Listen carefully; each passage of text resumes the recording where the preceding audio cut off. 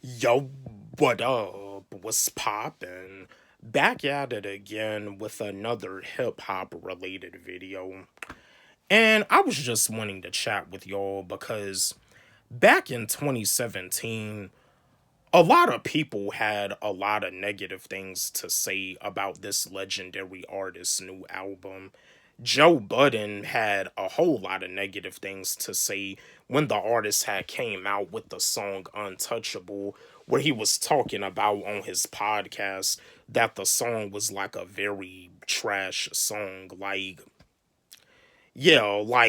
This album, in my opinion, it's an okay album. It's not a good album, it's not a bad album, but it's an okay album. But compared to albums like Kamikaze, murdered to be murdered by, music to be murdered by, side A and B, and then the death of Slim Shady.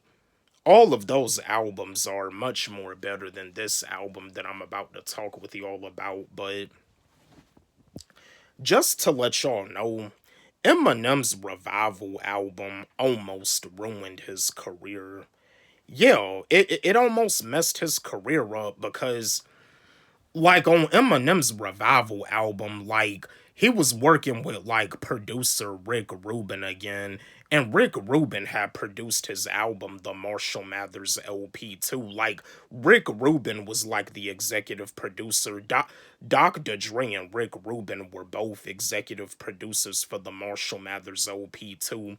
And from my understanding, I believe Dr. Dre and Rick Rubin were executive producers for this album too, but yeah, Eminem's Revival album, it almost messed his career up because a lot of people had a lot of stuff to say, a lot of fans had a lot of stuff to say, even artists that are fans of Eminem, because I remember Chris Webby had put something on Twitter saying something that Eminem's Revival album is it's like not. I think he said something about like it not being Eminem's best, but yeah, a lot of people had a lot of negative things to say about Eminem's Revival album all over on social media.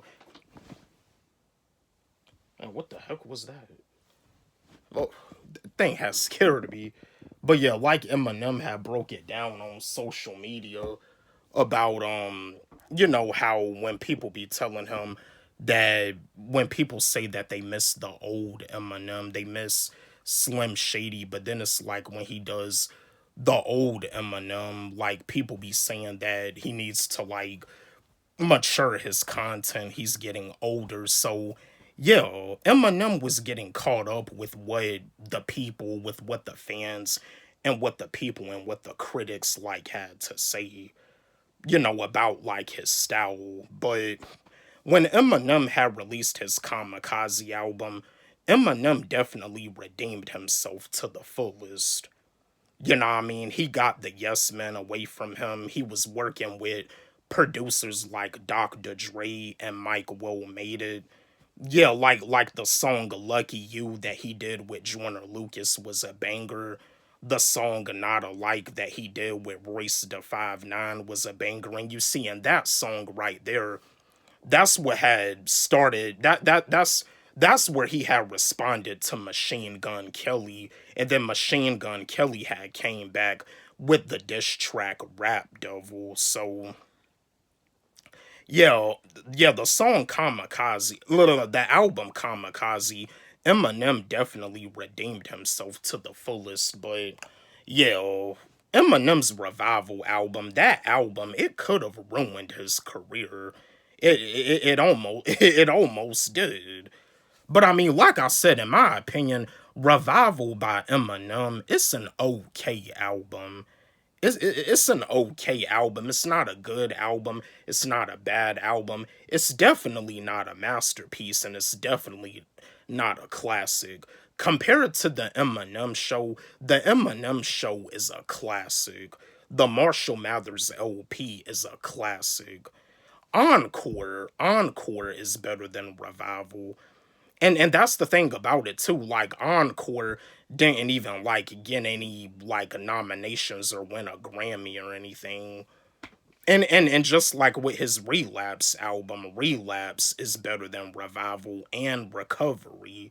But yeah, Eminem's Revival album, that's the album that almost ruined his career. He pretty much had no choice but to hurry up and get back to work on some new music because his career probably would have been over. But yeah, I just wanted to share this video with y'all.